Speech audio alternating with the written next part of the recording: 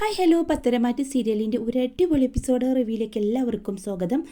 അങ്ങനെ ദേവയാനിയെല്ലാം ഹോസ്പിറ്റലിൽ നിന്ന് ഡിസ്ചാർജായി വീട്ടിലേക്ക് എത്തി. നയനയോടുള്ള സ്നേഹം അവരുടെ ഉള്ളിലുണ്ട്, വല്ലാതെ അങ്ങ് പുറത്ത് പ്രകടിപ്പിക്കുന്നില്ല. എന്നാലും നയനക്കാരാ തൻ്റെ അമ്മായിമ്മക്ക് തന്നെ പഴയതുപോലെയുള്ള ഒരു പരിഗണനയൊക്കെ ഉണ്ട്. ദേവയാനി നമ്മുടെ നയനയെ മനസ്സിലാക്കി കഴിഞ്ഞിരുന്നു. ദേവയാനിക്ക് അറിയാം ഇപ്പം നയനയുടെ ആ ഒരു സ്നേഹവും ആ ഒരു വാത്സല്യം അവർക്ക് ആ നയനയോടും ഉണ്ടായിരുന്നു. അങ്ങനെ ഇരിക്കെ 9 മാസം തികഞ്ഞു നിൽക്കുക നവ്യ. ഈ സമയം അവൾക്കുള്ള പാല് കാച്ചിക്കൊണ്ടിരിക്കായിരിക്കും. ചേച്ചി ഇത് കുടിക്ക്, ചേച്ചിക്ക് വല്ലാത്ത ക്ഷീണമുണ്ട്, പെയിൻ എന്തെങ്കിലും ഉണ്ടെങ്കിൽ ചേച്ചി പറയണം, പെട്ടെന്ന് നമുക്ക് ഹോസ്പിറ്റലിലേക്ക് പോവാം. നൈന് എനിക്കിപ്പോൾ പ്രശ്നമൊന്നുമില്ല, ഇനിയും ഡേറ്റിന് 1-2 ആഴ്ചയുണ്ടല്ലോ, എന്നാലും സൂക്ഷിക്കണം ചേച്ചി. ഇപ്പോൾ നമ്മൾ ഡേറ്റിന് മുമ്പേ ഒരുപാട് പേര് പ്രസവിക്കുന്നുണ്ട്. ചേച്ചിയുടെ വയറ് കണ്ടാൽ അറിയാം, ഇന്നോ നാളെ പ്രസവമുള്ള പോലെ എനിക്ക് തോന്നുന്നു. ഹോ, നിന്റെ പറച്ചിൽ കേട്ടാൽ തോന്നും നീ മുമ്പേ ഒരുപാട് പ്രസവിച്ചെന്ന്. ഇത് കേട്ടതും നയന പറയും, അതിന് പ്രസവിക്കൊന്നും വേണ്ട ചേച്ചി, ഇത് കണ്ടാൽ മതി. അപ്പോഴേക്കും അവിടേക്ക് വന്ന ജലജ പറയും അനാമികയോട്, കണ്ടോ അനിയത്തെയും ജ്യേഷ്ഠത്തെയും കൂടെയുള്ള സംസാരം, നിന്നെങ്ങനെ പുകച്ച് പുറത്താക്കാം എന്നായിരിക്കും അവർ സംസാരിക്കുന്നത്. ഓ, അതിനു മുമ്പേ അവരെ രണ്ടുപേരെയും ഞാൻ ഇവിടെ നിന്ന് പുറത്താക്കിയിരിക്കും എന്ന് അനാമിക പറയാണ്. അങ്ങനെ ദേവയാനി വന്ന് കണ്ട് ചോദിക്കും ജലജ, ആരെ പുറത്താക്കുന്ന കാര്യം രണ്ടുപേരും കൂടെ സംസാരിക്കുന്നത്? ഏയ്, ഇപ്പോൾ ദേവയാനിക്ക് നിന്റെ മരുമകളോട് വല്ലാതെ സ്നേഹമാണെന്ന് എനിക്കറിയാം, പക്ഷേ ആ സ്നേഹം കൊണ്ട് ഞങ്ങൾ പറഞ്ഞതൊക്കെ നീ പറഞ്ഞു കൊടുക്കും. നിന്റെ മരുമകളെ പുറത്താക്കുന്ന കാര്യമാണ് പറയുന്നത്. ഇത് കേട്ട ദേവയാനി പറയും, അതിന് നിങ്ങളാരും ശ്രമിക്കേണ്ട, എൻ്റെ മരുമകളെ പുറത്താക്കണം ഞാൻ കൂടെ വിചാരിക്കണം, എന്തായാലും അവളെ പുറത്താക്കണം ഞാൻ കരുതുന്നില്ല എന്നും പറയണം കേട്ടോ. അങ്ങനെ പാലുമായിട്ട് സോഫയിലേക്ക് ഇരിക്കാൻ വേണ്ടി പോവായിരിക്കും നവ്യ. ഈ സമയം തന്നെ നമ്മുടെ അനാമിക കാലുകൊണ്ട് വെക്കുന്നുണ്ട്, കാലുകൊണ്ട് വള്ളി വെക്കുന്നതുകൊണ്ട് തന്നെ പെട്ടെന്ന് അവൾ വീഴാൻ പോവാ.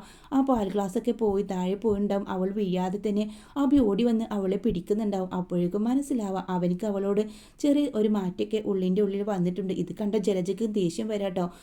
അവൻ പിടിച്ചില്ലായിരുന്നു, അവൾ വയറ് കുത്തി വീണ് ആ കുഞ്ഞെങ്ങനെയെങ്കിലും മരിച്ചു പോയിട്ടുണ്ടാകുമെന്ന് ജലജയ്ക്ക് അറിയാമായിരുന്നു. അബിയൊന്ന് തുറിച്ച് നോക്കുന്നുണ്ട്. അപ്പോഴേക്കും മുത്തശ്ശി ഇവിടെ വന്നിട്ട് പറയും, എന്താ അനാമികയെ നീ കാണിച്ചേ, നോക്കി കണ്ടൊക്കെ ഇരിക്കേണ്ടേ, നീ അവളുടെ കാലിൽ തട്ടിയതുകൊണ്ടല്ലേ അവൾ വീഴാൻ പോയത്? ആര് പറഞ്ഞു? ആർക്ക്? അവൾക്കല്ലേ ഗർഭിണിയല്ലേ, അപ്പോൾ സൂക്ഷിച്ചൊക്കെ നടക്കുന്നത് അവരുടെ കടമ. ഞാനിവിടെ സോഫയിൽ ഇരുന്നിട്ടല്ലേ ഉള്ളൂ, ഞാൻ ആരുടെ നേരെയും കാല് നീട്ടിയിട്ടില്ല അനാമിക പറയട്ടോ. അപ്പോഴേക്ക് അനാമികയോട് പറയുന്നതിന്, അതെ നീ തന്നെ അവളെ വീഴാൻ നോക്കിയതാണ്, എന്താ ഉണ്ടായത്? ഇപ്പോൾ അവളുടെ ഭർത്താവ് വന്ന് പിടിച്ചുകൊണ്ട് അവൾ രക്ഷപ്പെട്ടത്. ഇത്തരം വേലകളൊന്നും അനാമിക ഇനി എടുക്കരുത്, എടുക്കുമ്പോൾ സൂക്ഷിച്ചെടുക്കണം എന്ന് നവ്യയും പറയുന്നുണ്ട്. അങ്ങനെ അപ്പോഴേക്കും നവ്യയുടെ വയറിങ്ങനെ പൊത്തിപ്പിടിക്കുന്നുണ്ട്, വല്ലാതെ കൊളത്തി പിടിക്കുന്ന വേദന പോലെ അവൾക്ക് തോന്നാൻ. അവൾ അയ്യോ വേദനിക്കുന്നെന്ന് പറയുന്നുണ്ട്. അത് മോളെ ഇപ്പോൾ വീഴാൻ പോയതിൻ്റെ ഒരു ഇതായിരിക്കും, നീ കുറച്ച് സമയം ഇരിക്ക്, അപ്പോൾ മാറും എന്ന് ദേവയാനി പറഞ്ഞിട്ട് അവളെ പിടിച്ച് സോഫയിൽ ഇരുത്തുന്നുണ്ട്. എന്താ ചേച്ചി ചൂടുവെള്ളം വല്ലതും വേണോ? കുറച്ച് സമയം ഇവിടെ ഇരുന്നാൽ മാറുമായിരിക്കും. അപ്പോഴേക്കും നവ്യക്ക് ഇങ്ങനെ വേദന കൂടി വരികയാണ് കേട്ടോ. അപ്പോൾ എന്തായാലും നമുക്ക് ഹോസ്പിറ്റലിലേക്ക് പോവാം. ഇതിനിപ്പോൾ പ്രസവവേദന ആണെങ്കിലോ? അങ്ങനെ നൈനിയും നവ്യയും അബിയും ഒക്കെ എല്ലാവരും കൂടെ ചേർന്നിട്ട് ഹോസ്പിറ്റലിലേക്ക് എത്തുന്നുണ്ട്. ജലജയ്ക്ക് പോവാൻ ഒട്ടും താല്പര്യമില്ല. ഞാൻ പിന്നെ വരാം, ഇതിനെന്തിനാണ് ഞാൻ വരുന്നത് എന്ന് ചോദിച്ച് ദേഷ്യപ്പെടാണ്. എന്നാൽ നവ്യയെ ലേബർ റൂമിലേക്ക് കൊണ്ടുപോവാണ്. കുറച്ച് സമയത്തിനുള്ളിൽ നവ്യക്ക് ഡെലിവറി നടക്കുമെന്ന് ഡോക്ടർ വന്ന് പറയുന്നുണ്ട് കേട്ടോ. ഇത് കേട്ട എല്ലാവരും ആകാംക്ഷയോടെ നിൽക്കുകയാണ്. അച്ഛനെയും അമ്മയൊക്കെ വിളിച്ച് നേരെ കാര്യം പറഞ്ഞിട്ടുണ്ടാവും. അങ്ങനെ കനവും ഗോവിന്ദനും ഒക്കെ ഹോസ്പിറ്റലിലുണ്ടാവും. എല്ലാവരും ഇങ്ങനെ സന്തോഷത്തിൽ പുതിയൊരു കുഞ്ഞിന് വേണ്ടി സന്തോഷത്തിൽ നിൽക്കുകയാണ്. ആ കുഞ്ഞ് അങ്ങനെ നവ്യ പ്രസവിച്ചു, ആൺകുഞ്ഞാണെന്ന് സിസ്റ്റർ വന്ന് പറയുന്നുണ്ട്. ഇത് കേട്ടതും അബിയുടെ മുഖം വിടരാണ് കേട്ടോ. ആദ്യമായി തൻ്റെ കുഞ്ഞിനെ കൈകളിൽ വേങ്ങാൻ വേണ്ടി അവൻ പോവാ. എന്തെന്നില്ലാത്ത ഒരു അച്ഛനായി എന്നൊരു തോന്നൽ അവൻ്റെ ഉള്ളിൽ ഇങ്ങനെ ഇതുവരെ ഒരു ക്രൂരനായിരുന്നു, ഒട്ടും തന്നെ സത്യസന്ധയില്ലാത്ത ഒരാളായിരുന്നല്ലോ അബി. എന്നാൽ നവ്യയുടെ കുഞ്ഞിനെ കണ്ടതോടുകൂടെ അവൻ വാത്സല്യത്തോടുകൂടെ ആ കുഞ്ഞിൻ്റെ മുഖത്തേക്ക് നോക്കി. എന്നിട്ട് നയനയോട് പറഞ്ഞു, എൻ്റെ കുഞ്ഞ് എന്നെപ്പോലെയുണ്ടോ ചേച്ചി എന്ന് അറിയാതെ അവൻ്റെ വായിന്ന് പോകുന്നപ്പോൾ നയന അത്ഭുതത്തോടു കൂടി അവനെ നോക്കി. എന്താ അബി പറഞ്ഞത്?